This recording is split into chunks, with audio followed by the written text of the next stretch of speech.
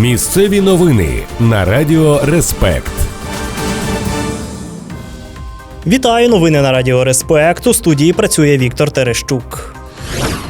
У Шепетівці збили 81-річного пішохода. Аварія сталася вчора, 26 листопада, на проспекті Миру. За даними поліції, 70-річний водій автомобіля ВАЗ наїхав на чоловіка, який переходив дорогу нерегульованим пішохідним переходом. Постраждалого госпіталізували до травматології. За фактом порушення правил дорожнього руху відкрили кримінальне провадження та встановлюють усі обставини ДТП.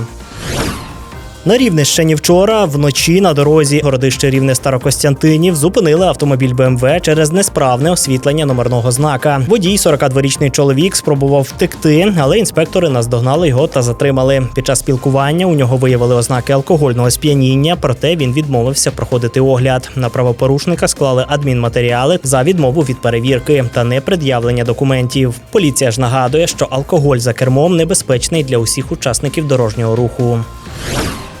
У Рівному патрульні оперативно знайшли викрадений Volkswagen Caddy. Власник повідомив про зникнення авто з вулиці Старицького, і вже за деякий час машину помітили на вулиці Князя Володимира. За кермом був 38-річний чоловік. Його затримали. У нього були ознаки наркотичного сп'яніння, але проходити огляд він відмовився. Крім того, він був позбавлений права керування. На порушника склали відразу декілька адмінпротоколів та передали слідчим. На Рокитнівщині поліцейські приїхали на виклик про сімейний конфлікт, а натрапили на боєприпаси. Жінка поскаржилася на сварку з чоловіком, а коли патрульні приїхали, повідомила, що у літній кухні знайшла підозрілі речі. Вибухотехніки вилучили у 50-річного господаря 2 бойові гранати та понад 60 набоїв. За незаконне зберігання боєприпасів відкрито кримінальне провадження. Поліція ж нагадує, що зброю та боєприпаси можна задекларувати і зберігати законно. На Хмельниччині знову судитимуть 46-річного чоловіка, який систематично вчиняв домашнє насильство щодо своєї дружини. Попри попередні вироки, він продовжував погрожувати та принижувати жінку, а восени знову вчинив психологічне насильство у стані сп'яніння, після чого його взяли під варту. Прокуратура скерувала до суду обвинувальний акт, тепер йому загрожує до 2 років ув'язнення.